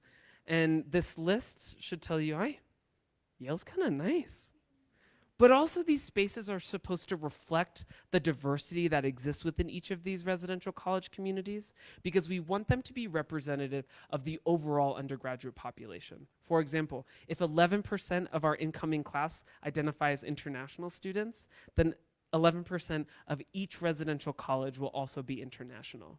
And these residential communities are led by 2 faculty members, usually folks who are really impressive scholars who are also really talented mentors. The head of college, the person who oversees the well-being of the residential college community, and the residential college dean, the student's chief academic advisor. This is the student this is the person who the student goes to when they're really excited to conduct some research and they just want to know how to navigate Yale resources. This is also the person that students go to when they receive a test score that wasn't so good, to which the residential college dean will say, here's a couch, sit down, I'll brew some tea, and we'll talk about it. One of my friends, Renita, she grew up in Long Beach, California, in Los Angeles County, really far away from New Haven, Connecticut. And she told her friend one day, sophomore year, I'm feeling kind of homesick. I really miss my mom's cooking. Well, later that day, lo and behold, right around dinner time, the husband of the residential college dean of Silliman College was at her door and presented her with spaghetti and meatballs. And he said, this might not be what your Cambodian mother makes you at home, spaghetti and meatballs, but this is what brings me comfort in my family. And I just want you to know that you're supported. And if you ever need to talk about what it means to attend school really far away, I'm your guy. I'm totally there for you. So this is a really supportive community that also is informed by the way that students live on campus. Students live in suite setups, but also suites. Living room areas with bedroom spaces, and they're organized in these buildings called entryways. And these are people from all over the world. And something that I really love about Yaleys is that they're really ambitious people who take their classes seriously, but they don't take themselves seriously. I mean, hello? Sana sana colita de rana. They spend so much time in the dining halls. They are really busy. Their schedules are super jam-packed with really interesting classes. They're meeting different professors. They're going to speakers, invited guests who are heads of state or people who are interesting performers or interesting researchers, but they're still taking the time to have a really long dinner with their friends. People who have really different majors and who are coming from the really different parts of the world. And that's what makes our environment so rich. When I get asked the question, what does Yale look for in its applicants, my answer comes in the form of 2 questions. Who will make the most of Yale's resources? So who is interested in pursuing law one day or being a human rights advocate and working at Yale Law School as a human rights fellow and maybe even getting to meet alumna Sonia Sotomayor? Who is really interested in being the best biologist possible and working in gene editing technology over at Yale Medical School as soon as their first year, even though they are the first in their family to go to college? We want students who will maximize the resources that are available to them on our campus. So who will make the most of Yale's resources is the first question. And then the second question is, who will contribute most significantly to Yale's community? This is a place where people care really deeply about other people. I was really struck when first meeting Yaleys. I thought, oh, these people are super impressive and they're gonna love talking about themselves because they're so hardworking. But Yaleys seem to, on the whole, while they're very different, something that's common is that they're so curious and they're curious about other people. They will pepper other people with questions about where they grew up, their hometown. On move-in day, the very first day that people are Yale students, they will roll up to the curb of their residential college, and they will have two people probably walk up to them, their car, probably the head of college and the residential college dean. And those people, these faculty members that I was talking about earlier, will say, "Hola, Mariana. Welcome to Yale. I hope your your trip from Mexico City went really smoothly." And Mariana's like, "How did you know my name?" And it's because the head of college and the residential college dean will study the names, faces, and hometowns of every single first-year student, so that the tone that is set from the moment they arrive on campus is that they're going to be supported. And so this is a really tight-knit community. Yale is a really collaborative place. Many people might think it's very competitive because it's so academically excellent and rigorous, but in fact, it's the opposite. People are really interested in supporting one another. I encourage you to go to our website. This is where you will find ample information about the admissions process, scholarships, our programs of study, many more things that I couldn't talk about here. And go to our Instagram, like Veronica's Instagram, which I can attest is really cool. We have our current students showing what it's like to be a Yale student in real time and answer many questions from the public. So yeah, I hope this was helpful. And thank you for listening.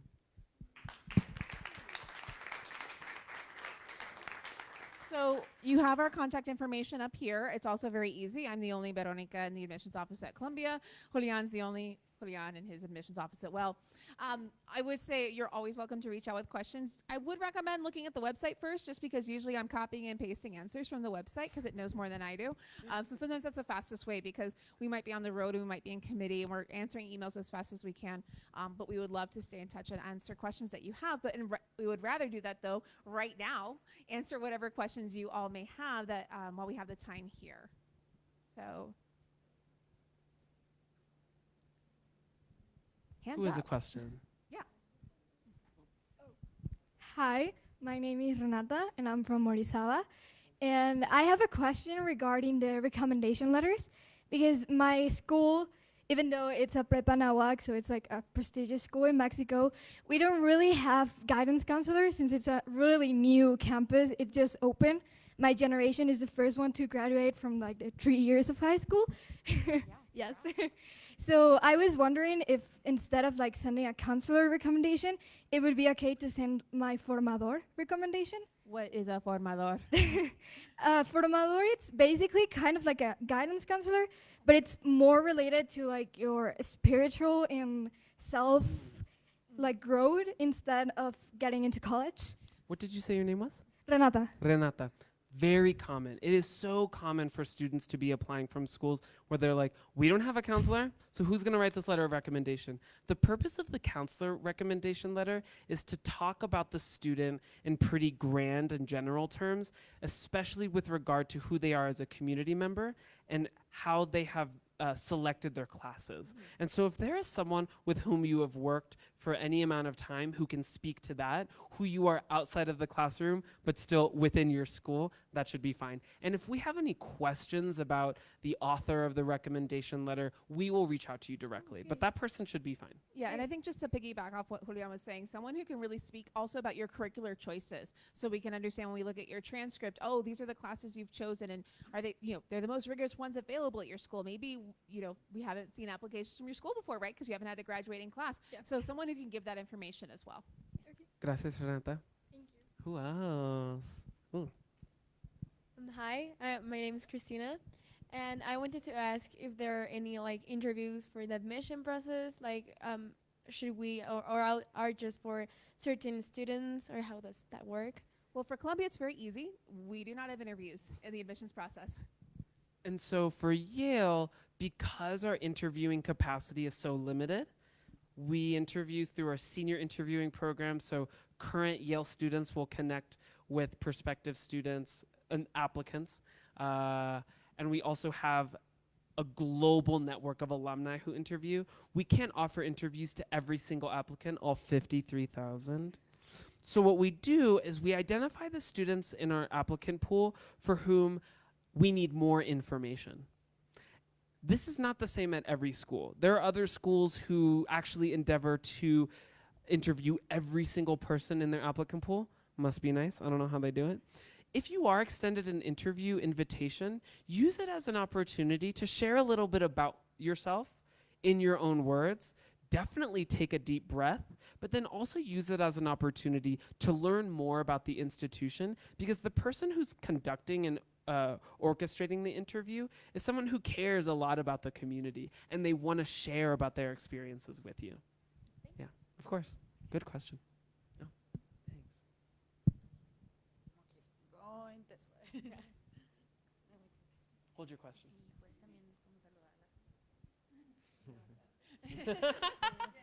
You're a superstar. So my name is Luciano, and so basically I had a question about how relevant past courses taken like in school are to the admissions process. So like the things like the subjects you've done in school, how relevant are they when applying to like a specific degree or something? I think that's a situation where it can really depend on different institutions, right? In general, we're hoping to see that you are taking a rigorous academic program at your school. That might look differently. We're hoping that you are continuing with those core academic subjects as long as it makes sense. You know, I know sometimes with schools with the British system, at sixth form, you're going to be doing 3 classes. And we understand that compared to, you know, students in the IB who are doing like 8.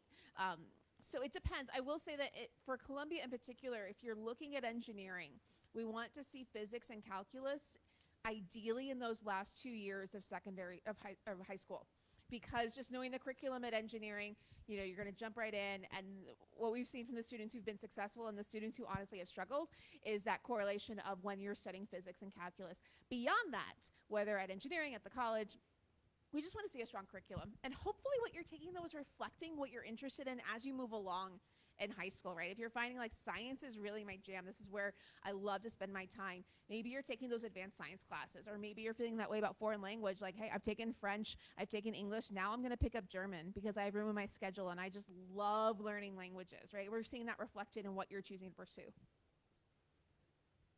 Thanks, Luciana. So good afternoon, my name is Ismail and I have actually 2 questions for you at the moment. First one is that by my school, the Servicio Nacional de Bachillerato en Línea, which is a national online service for high school that is provided by the Department of Education, they have a little problem with the applications for the United States, given the fact that due to school policy, no member of staff is allowed to give out recommendation letters. So I would be entirely unable to provide any form of recommendation letter from either any of my tutors, from any of my professors, or from even the dean of the college itself. By school policy, they aren't allowed to. So would there be, would it be possible for me to submit my application without having said letters of recommendation directly from the staff? This is admittedly a pretty tricky position to be in, but Magali has an answer. I'm going to step here. So, yes, when asking for a letter of recommendation, we just think sometimes first, our tutors, our orientador, our favorite teacher, because we want to get a letter of recommendation. But we also can talk to other students that maybe are leaders. You are a leader in a program. Here in Mexico, they have a lot of extracurricular activities, maybe religious, or if you're doing a environmental project, let's say, you can ask your leader to write a letter of recommendation. So yes, because we here in Mexico, as you mentioned before, there's a lot of difference between the admission process, right?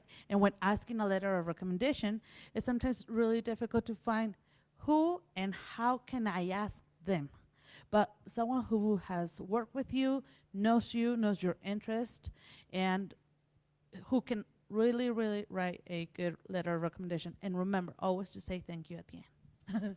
I will say that this is an application requirement because of the kind of ways that we need to assess students.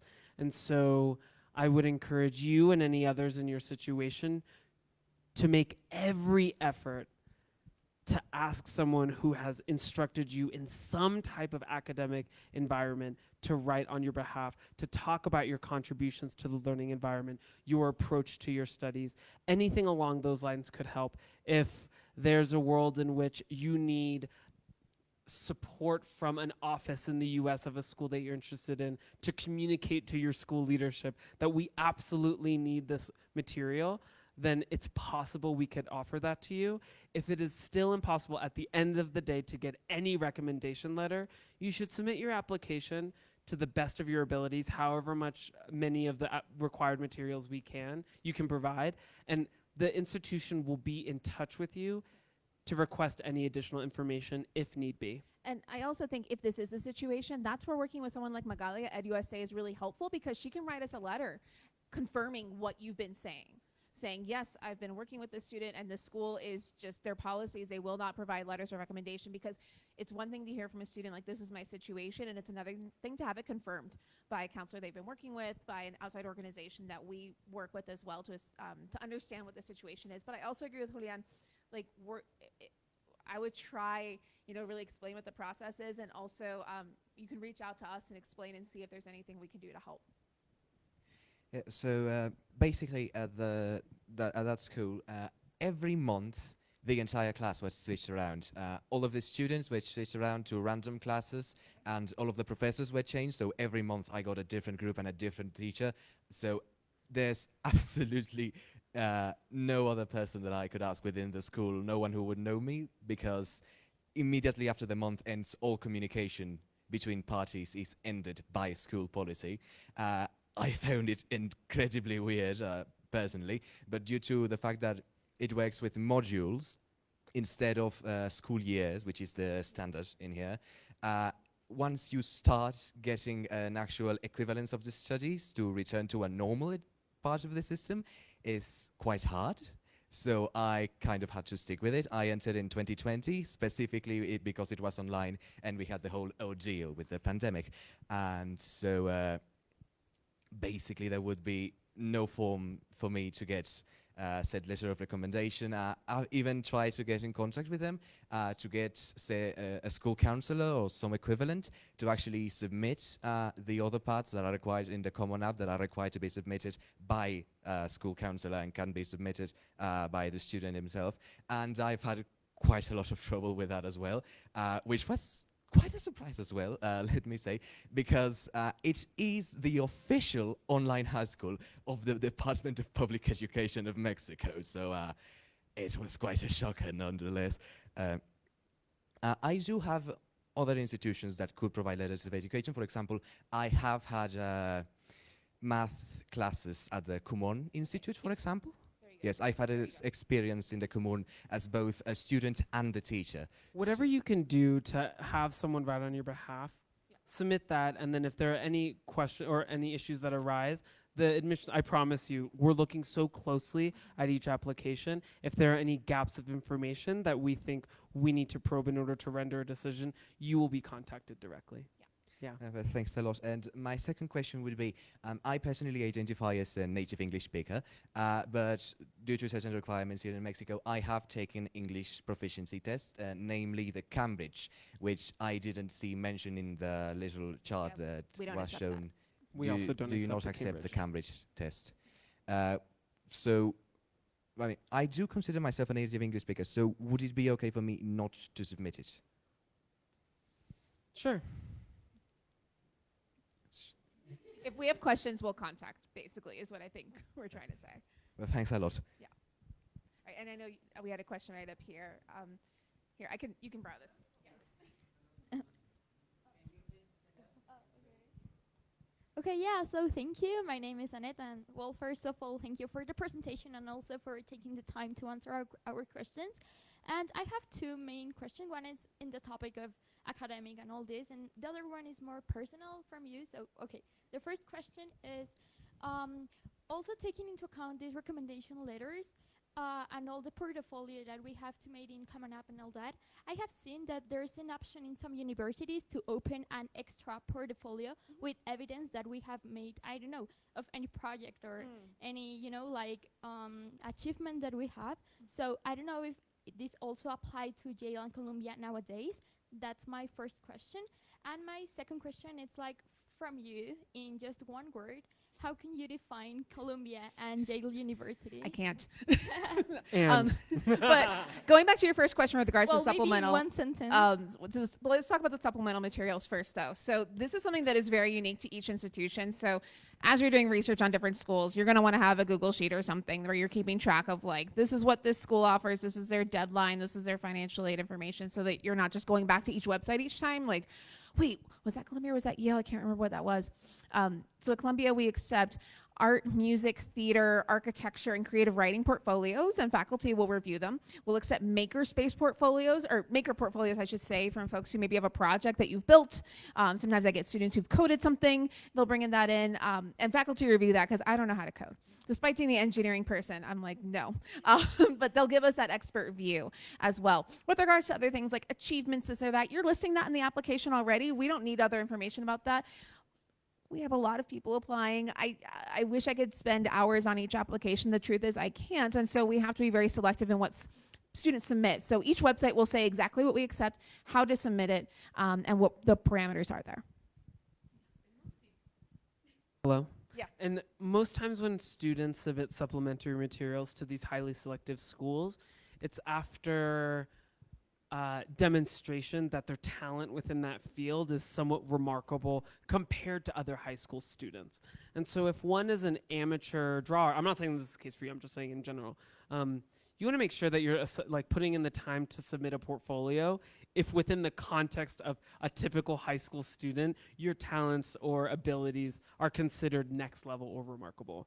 How I would describe Yale in a few words, the words that come to mind are intellectual, good-natured, kind, chill, quirky, and those who are interested in contributing to the common good. I guess for Columbia, it's honestly similar, but intellectual and curious are the first ones that come to mind. I think collaborative, I think ambitious. New York, kind of attracts ambitious folks. I think also community-minded and kind. That is something that will come up honestly in the committee room. We're looking at an application and we're saying, this student's an amazing student. They've been so involved, this or that. And we'll kind of like, are they going to be a good roommate? Is this someone we want to have as part of our community? Are they going to be kind to their classmates? And usually, we'll be able to find evidence of that in there, right? But we're looking to invite people to our communities. That was a long sentence. Sorry. I can talk fast though. That's true, I can't. Yes, here. My name is Vivienne. I come from Cancun. My dream schools are actually Columbia and Yale. So my question is, it's more personal as well. What is your guys' favorite thing, absolute favorite thing about each of your universities, if you had to name one? I mean, I can say for various reasons, I'll show up to Columbia like on a random Sunday afternoon, and the campus is so busy. I'm like, what are y'all doing? Why are there so many people here? Is there a special event? No, it's just constantly different things happening, students going to different events or just hanging out on Low Beach. And I think that collegial spirit is something that is so unique in this kind of very unique place that you never think would exist in Manhattan.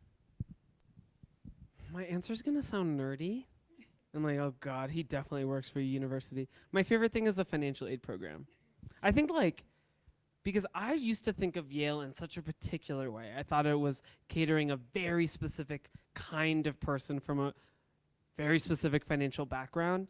And then working in the admissions office, being able to admit students without regard to their financial background has helped create a community that is super vibrant. And so many people that I work with work for the university, work for Yale College specifically because they know they are equipped with the tools to broaden access to this world-class institution.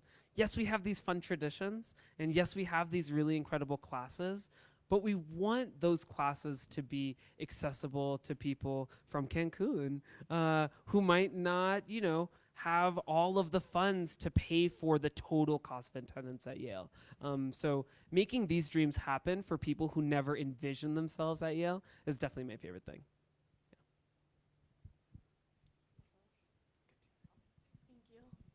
Hi, my name is Daniela, and I wanted to ask you if you think in your schools, like outside of clubs, there's like a lot of tools or opportunities for the student body to be like socially or politically active, like with a community, but like outside of the school. Sorry, I'm laughing because I was thinking to the answer of the question, and I was like, Columbia students won't stop protesting and counter-protesting and camping out in the president's office, which has happened multiple times. Yes, our students are incredibly politically active on all sides of the spectrum and are very, I think, happy to share their opinions and happy to also talk with people they disagree with, right? It's you need to have that mutual respect to have those conversations. So it's having these differences in a community of respect, and I think a lot of things about Columbia, but especially like the core, kind of sets the tone for those 4 years and helps lend to that.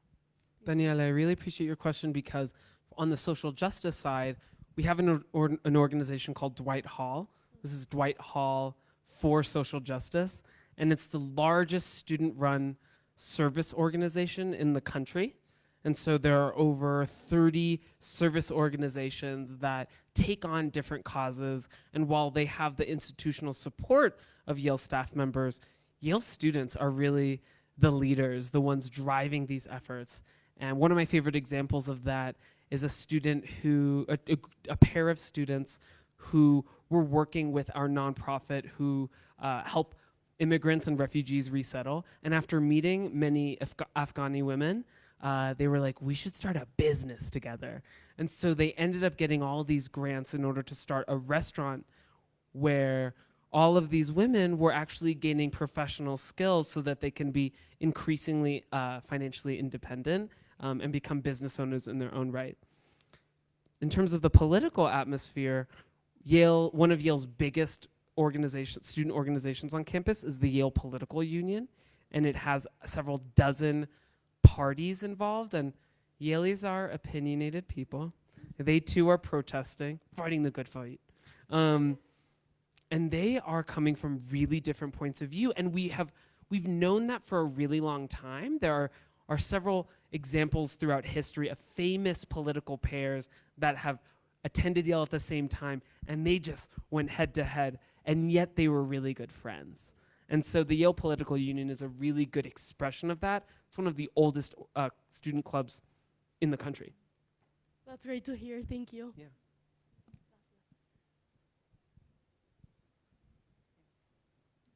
I'm going to give Violeta. Oh, yeah, sure. Thank you. Well, hi, my name is Violeta. I have a question. I personally think that this thing of liberal arts is like my paradise because I like a lot of things and in so different areas. So I like, oh my God, what I'm going to study if I like so many things. But I have a question, especially when we are making the application. I made a lot of extracurricular activities. So do you recommend me to put all of them, even if they are not like related one with each other, or just the ones that are like related with the career that I would like to study? I would put everything down because that tells us more about the wholeness of you, right? And all of the things that you're interested in. You're more than just one academic area of interest. You're an entire person. There's space on the Common Application to list 10 extracurricular activities, but if you have more, you can list them in the additional information section, right? We want to know all the things that you're excited about, that you're involved in. So please put that on there. Yes.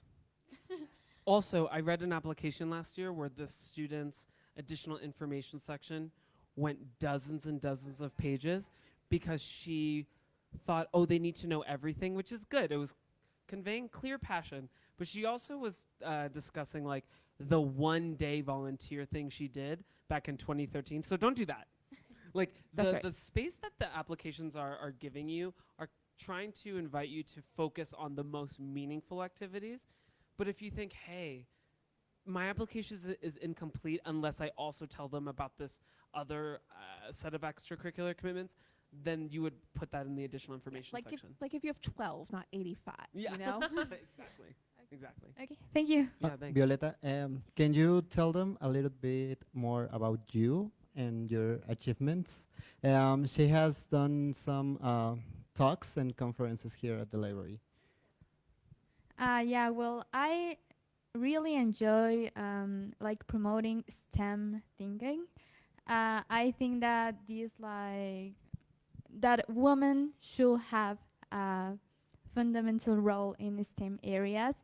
So I like make like workshops, and I try to implement in my school like spaces, safe spaces for little girls and teenagers to get more involved with these kind of areas. And so that's what I work, but I also like to make altruistic things. So I'm so involved like helping and volunteering in some causes, helping children that needs like financial aid for medical treatments. And yeah, that's kind of the work I made, like extracurricular out of the classroom. That's And awesome. And yeah. there are many ways to continue that in college, which is why we are interested in getting to know those extracurricular commitments. So good job. Thank Yeah. you.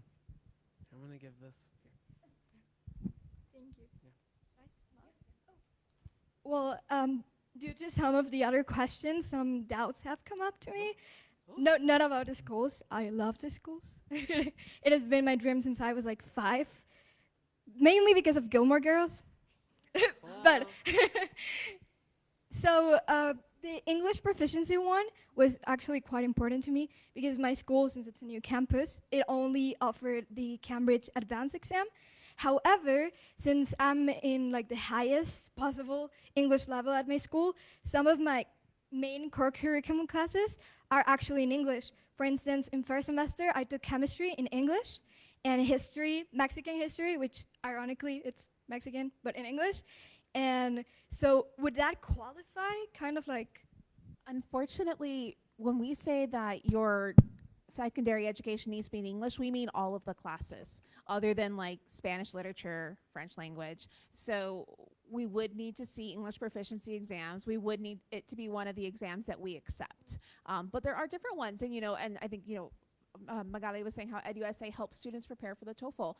The Duolingo English test is, very accessible for students to do online. So you can look into it and prepare for it. But if you're doing a lot in English and you're already using spoken English, frequently, then those tests should probably, be something you're familiar with.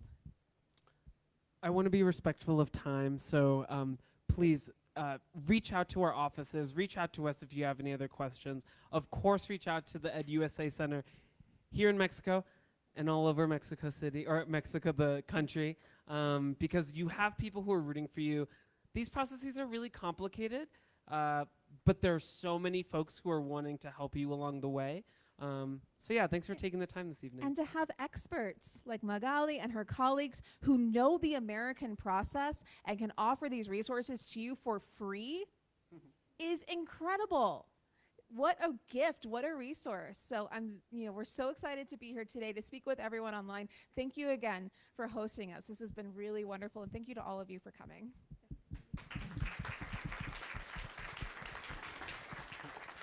Unas palabras de despedida y agradecimiento, pues nos pueden encontrar en estas instalaciones, Biblioteca Benjamín Franklin, a quien agradecemos profundamente por el apoyo y poder transmitir a los demás centros. Aquí estamos para apoyarlos, asesorarlos, guiarlos, darles esa atención para que puedan continuar su proceso. Papás, yo también les hago la invitación que se acerquen. A veces dejamos a los chicos tomar esta decisión y está bien que tengan esa iniciativa, pero ustedes también pueden venir a estas asesorías como este evento. Los felicito y también acérquense con nosotros. Somos 13 asesores en 23 centros en México. Entonces, tenemos de Veracruz, tenemos de Cancún, ahí también tenemos asesores, ¿vale? Entonces, muchas gracias y le cedo la palabra a mi compañero. Bueno, pues nuevamente muchas gracias a ustedes por venir. Este tipo de eventos se van a estar haciendo continuamente aquí en la biblioteca, en este centro. Queremos también agradecer a los centros de Oaxaca, Guadalajara y Chiapas que también se estuvieron uniendo. Tuvimos bastante audiencia dentro del Facebook Live. Entonces, pues bueno. Sin embargo, pues no hay nada mejor como ustedes que tienen el acceso a poder venir en persona y conocer a los representantes, pues pues les recomiendo que los que puedan venir, que estén cerca aquí en Ciudad de México, Estado de México o los alrededores, pues que sigan viniendo de manera presencial. También para todos ustedes que, bueno, por lo que vimos durante la plática, pues la mayoría tiene un nivel de inglés muy bueno, extraordinario, de verdad los felicito a todos. Sin embargo, pues la mejor manera de seguirlo practicando pues es exponerse a diario al idioma y qué mejor que hacerlo con hablantes nativos del inglés. La Biblioteca Benjamín Franklin tiene muchas actividades donde ustedes pueden venir a interactuar con hablantes nativos del inglés, personas estadounidenses que liderean aquí clubs de conversación. Tenemos también algunas actividades virtuales para los que nos ven desde otros espacios. Justamente ahorita estamos teniendo un club de conversación virtual sobre inteligencia artificial, otro sobre cultura americana a través del cine y otro para mujeres emprendedoras y diferentes temas. Aquí en la biblioteca de manera presencial también continuamente tenemos convocatorias donde ustedes pueden venir durante 8 semanas a una sesión semanal con un hablante nativo del inglés para que ustedes puedan practicar. Son diferentes temas, ahorita tenemos uno sobre inglés para negocios, esto es por convocatoria. Se les hace una entrevista a las primeras 30 personas en llegar y si ustedes alcanzan el nivel de inglés necesario, pues pueden ser aceptados en estos clubes. Les recomiendo que se mantengan al tanto de nuestras redes sociales, de nuestro Facebook, nuestro boletín de notificaciones al que se pueden inscribir escaneando el código QR que está en la entrada para que pues ustedes vengan a estas actividades. Tenemos también las tardes de cine donde proyectamos películas estadounidenses. Este mes está muy padre porque todo lo que es septiembre es el mes de la herencia hispana. Entonces, todo nuestro ciclo de cine pues va a ser relacionado a la herencia hispana dentro de Estados Unidos. Y como dato curioso, regalamos las palomitas y el refresco para que se animen. Y al final vamos a estar teniendo estadounidenses para comentar la película. ¿Qué opinan del tema? ¿Qué opinan de la película? Si les gustó, si no les gustó, ¿qué perspectiva toman ustedes? Para que de esta manera también ustedes puedan practicar su inglés y a la vez seguir expresando sus ideas y aprender un poco más sobre la cultura de Estados Unidos. Pueden venir también a los conciertos. Cada mes tenemos un concierto que es completamente gratuito. Este mes vamos a tener a la Big Band de Pablo Loaria y ellos se han presentado incluso en el lunario del Auditorio Nacional. Todas las actividades que hacemos aquí son completamente gratuitas. Al igual que tenemos nuestra tarde de juegos, donde pueden venir a jugar juegos de mesa con estadounidenses. Y pues bueno, si quieren más información sobre todas las actividades que tenemos, pueden suscribirse a nuestro boletín, como les decía, en el código QR que tenemos en la entrada. Y pues cualquier duda, mi nombre es Brian Flores, soy el coordinador de programas culturales y educativos de este centro y pues también se pueden acercar conmigo. Estamos de lunes a viernes de 10 de la mañana a 7 de la noche y cerramos los días festivos mexicanos y estadounidenses, ¿ok? Y el último viernes de cada mes, para los que les gusta cantar, tenemos karaoke. Y tenemos una plática STEM, que es la plática sobre ciencia, tecnología, ingeniería y matemáticas.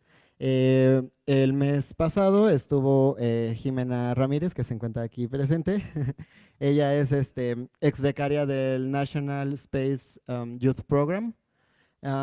Estuvo en la NASA y también estuvo con nosotros Violeta Moreno de Technovation Girls y que ha participado también en varios de nuestras actividades. Entonces, pues los invitamos para que sigan conociendo pues este tipo de personas que pues han tenido bastantes logros y que pues también ustedes se puedan inspirar y pues saber cómo también pueden participar en diferentes programas que el Departamento de Estado tienen con ustedes, ¿ok? Entonces, pues muchas gracias por venir y esperamos verlos pronto de regreso.